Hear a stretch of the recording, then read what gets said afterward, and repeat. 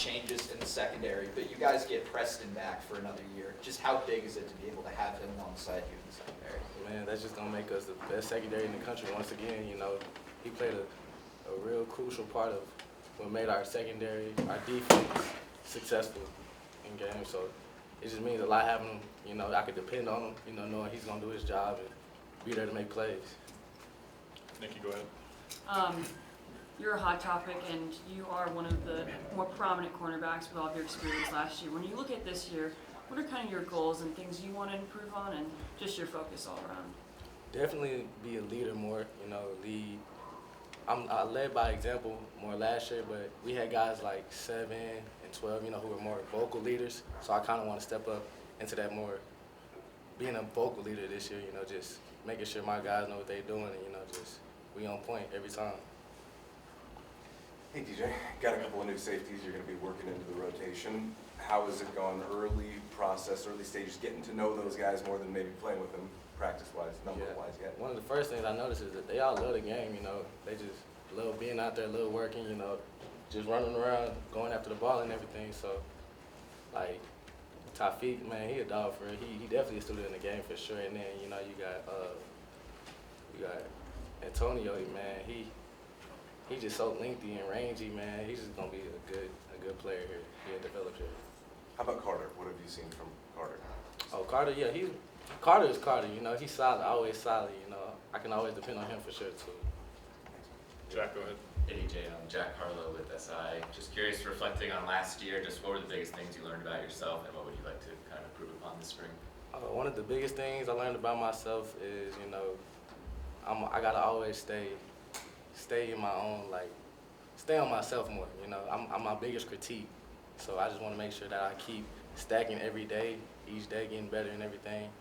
And then another thing is, you know, just don't get too high in the highs, don't get too low in the lows. Like I said, just got to keep a constant mindset, a pro mindset, really, every day. Go, Brian. Hey DJ, Brian Howell, the Daily Camera. You mentioned this last offseason, you know, after Travis got all his awards and everything, it was kind of inspirational to you to see that. Is that something that you've thought about this offseason that's kind of fueled you a little bit as you go through workouts to, you know, make sure you have a great year?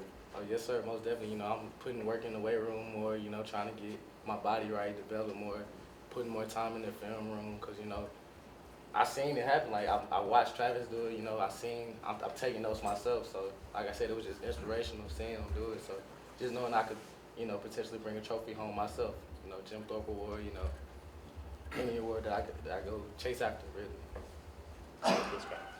Hey DJ, Scott Proctor, DMVR, kind of talking a little bit more about Travis. Just how valuable do you think it was kind of playing opposite of him, knowing that a lot of times teams weren't trying to throw at him, which meant that you got a lot of targets. How valuable do you think that was last season? Man, it was real valuable.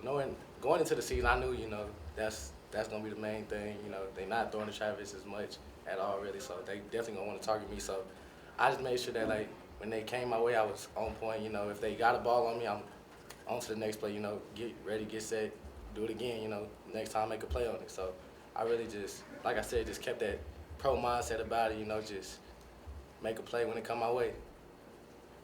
Adam, go ahead. Hi DJ, Adam Lister-Tiger, 24/7 Sports. We get to see Colton Hood play quite a bit last season. Now with Travis moving on to the NFL, what have you seen out of him as a teammate this offseason? Man, he's just growing into more of a dog, man. You know, honestly, I wish, you know, it was enough DB spots out there for all of us to be out there playing at the same time, because, man, like, it's no drop off in that room, especially from last year, but it's still no drop off this year. So he's just growing into his role as a ball player on this team. Tyler, go ahead. Hey DJ, Tyler King with the Denver Gazette. We've heard Coach Livingston talk about how good of a teacher Coach Mathis is. Just from your perspective, what about Coach Mathis makes him such a good teacher, and what do you like most about working with him?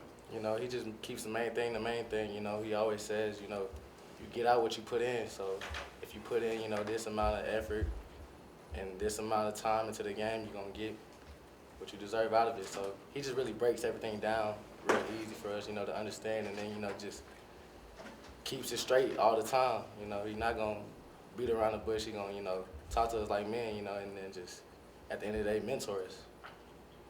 A couple more, David, go ahead. DJ David Upman with The Athletic.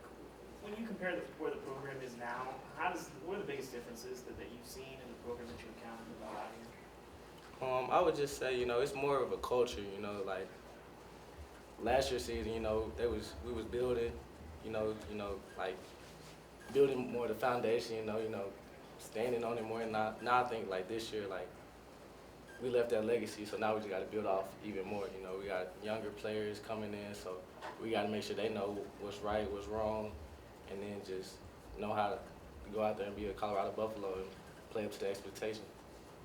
Last one, go ahead. DJ Leo Rivera with Scobo Sports. What has the competition been like at these early stages of practice, and what have you seen from some of the young players who are now joining the team? Man, it's been competitive every day, you know. You look over here, you got Quentin Gibson making a play. You look over here, you on the opposite side of the ball, you got Antonio making a play on the ball. Like, it's just exciting to see younger players, because I remember when I was in that position, and it's just, you know, looking back at it, it's like, man, time flies, so you just got to take advantage of every opportunity. But it's been real competitive, real competitive. All right, thanks, DJ. Appreciate y'all. Thank you.